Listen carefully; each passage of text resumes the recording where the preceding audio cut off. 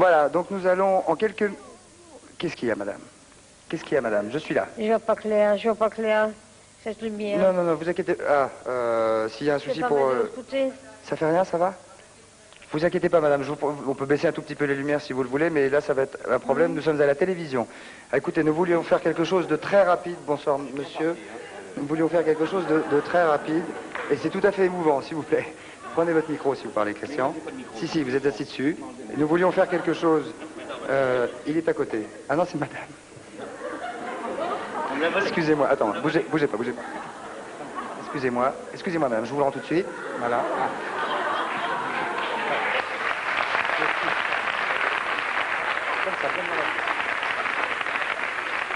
Bien, nous voulions faire... on arrête les ballons, vous êtes gentil, s'il vous plaît. Les ballons, ça va mal se terminer, hein. Parce que... Bravo, monsieur. Pardon, monsieur. Voilà une très saine réaction. Ça, c'est très sain comme réaction. Bien. Je voudrais vous présenter les gens qui sont... On n'est pas au bout de l'émission, hein. Ça c'est indéniable. Je veux dire, on n'est pas rendu. Hein.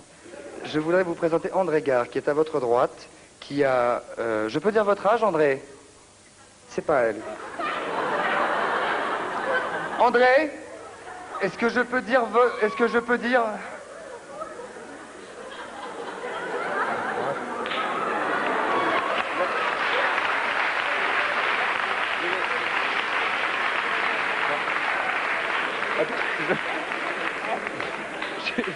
Je vais aller gentiment appeler ma famille. Hein.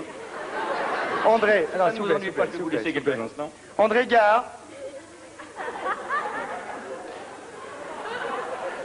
Madame Garé. Bon. Jean Bousquet. Je voudrais, s'il vous plaît, un peu de concentration. Arrêtez. Ah, pardon.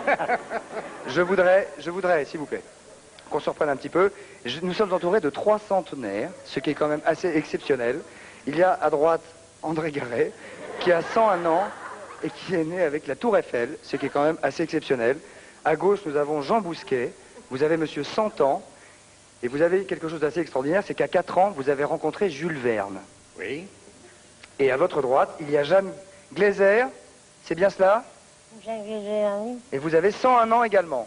102 ans. 102 ans. Alors, est-ce que... Arrêtez, Christian, s'il vous plaît. Est-ce que je peux vous demander, monsieur Bousquet, quels sont les événements, les choses que vous avez connu l'invention à peu près de tout ce que nous avons connu, nous, en étant nés dedans? Quelles sont les choses que vous avez vécues? Cette question, je n'ai pas bien saisi le français de cette question. La première chose que j'ai pas vue, mais j'ai Dans le micro, assisté... dans le micro, monsieur. J'ai assisté à l'inauguration de la Tour Eiffel. C'est mes parents qui m'ont annoncé ça. Quel âge? Vous étiez tout petit, hein? Vous étiez tout petit. Mais non, j'étais pas né. Eh oui, forcément. C'est-à-dire que vous avez assisté à l'inauguration, mais vous n'étiez pas né. C'est ça. C'est ça. C'est ça, non, c'est normal. C'est le premier événement que j'ai eu.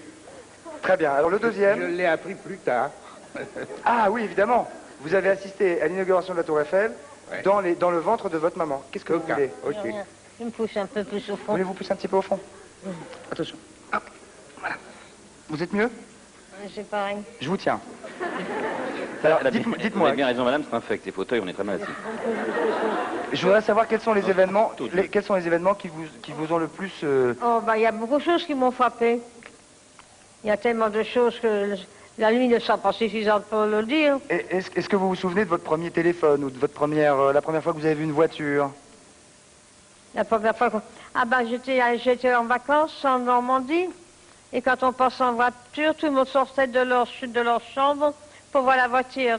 Une voiture sans chevaux. On criait dans la rue. Ça, moi, j'étais contente d'avoir vu la première voiture. Mais après, vous avez tout vu. Vous avez vu le premier téléphone, vous avez vu oui. la première... tout. J'ai vu la première, oui, j'ai eu la première. L'électricité, par exemple, quand vous êtes né, est-ce qu'il y avait l'électricité? Ah, non, c'était du pétrole. C'était des lampes à pétrole, où on nettoyait la lampe. Avant d'allumer, on allumait du pétrole. Après, ça a été l'électricité, c'est déjà mieux. Tout le monde ne l'avait pas. Alors, on s'éclaire avec une lampe à pétrole, quoi. Est-ce que vous vous souvenez de la date de la première fois que vous avez eu l'électricité, monsieur Bousquet? Non. Non? Je sais que dans l'escalier, j'habitais avenue Bosquet, comme par hasard, et je sais que dans l'escalier, il y avait des manchons de gaz. Un beau jour, on nous a mis... Au début, c'était une flamme. Après, on a eu un manchon de gaz. Après, on a eu l'électricité. Quelle est la chose qui vous a le plus frappé quand vous avez été adolescent ou plus adulte? C'est l'aviation. C'est le premier avion. J'ai suivi les meetings d'aviation pour la maison dont je travaillais, du duplicateur Ronéo. Alors, chaque fois qu'un avion s'envolait ou essayait de s'envoler, on faisait un petit compte-rendu et on le distribuait au public pour savoir qu'il s'était envolé. Est-ce que vous avez inventé quelque chose? Non. Non? Je suis contenté de regarder. Vous vouliez dire quelque chose, madame? Non, je voulais dire que les premiers avions, quand on voit un avion passer, tout le monde se mettait à leur corps pour voir l'avion. Qu'est-ce qui vous fait peur aujourd'hui? Est-ce qu'il y a des choses qui vous font peur? Parce que vous êtes rare en France, enfin, vous êtes quelques centaines à avoir... à être parvenu à... Eh bien, c'est la guerre. On doit supprimer la guerre, qu'il n'y ait plus de guerre. C'est-à-dire que vous avez connu...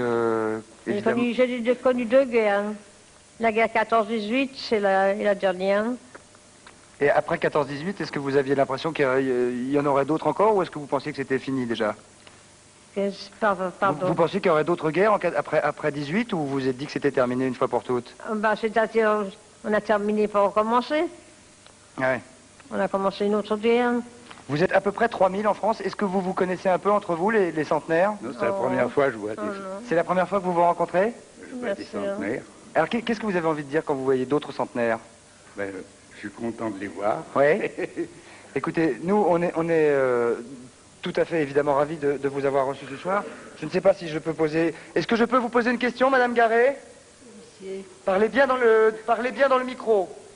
Quelles sont les choses qui vous ont le plus frappé depuis que vous êtes né? Il y a beaucoup de choses. Est-ce que la voiture a été pour vous plus importante que le téléphone? Bien sûr, tout ça n'existait pas, mais après, oui, il y a eu le téléphone, il y a eu la voiture, il y a eu l'avion, il y a eu... Les voyages, est-ce que vous avez fait des voyages? Ah, comme voyage, j'ai pas beaucoup voyagé. J'ai juste été à Genève une fois, c'est tout. Et vous y avez été comment à Genève? Ah ben, par le train. D'accord. Et voilà, écoutez, on voulait faire ce petit clin d'œil avec ces gens formidables qui sont centenaires. On vous souhaite une excellente année, puisqu'on arrive à la fin de l'année. J'ai beaucoup voyagé par avion. Ah, vous avez pris l'avion? Ah, ben oui. Mais vous êtes un privilégié, alors, dès le début? Ah non, enfin, j'ai assisté au début, enfin. Qu'est-ce qui vous fait peur aujourd'hui dans la société moderne? C'est les explosifs. Et la jeunesse d'aujourd'hui, qu'est-ce que vous en pensez? Les jeunes d'aujourd'hui, qu'est-ce que vous en pensez, madame? Il y en a des biens, il y en a des mal. Il y en a toutes sortes. Il y a toutes sortes. Eh oui, et vous, monsieur? Oh, la jeunesse, non. Non. Vous, quand vous... Ça a toujours été comme ça. Combien de petits-enfants avez-vous? Ben, ça dépend. J'avais 5 enfants, 24 petits-enfants et 23 arrière-petits-enfants. Oui, formidable.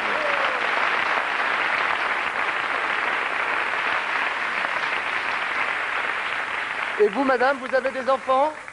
Vous avez des enfants, des petits-enfants, des arrière-petits-enfants? Non, j'ai eu un fils, mais je l'ai perdu. Bien.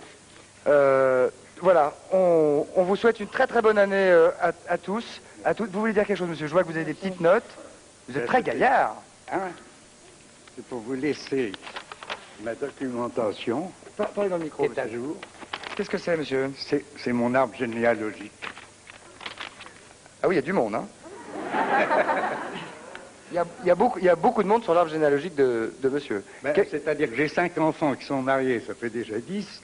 J'ai 24 petits-enfants.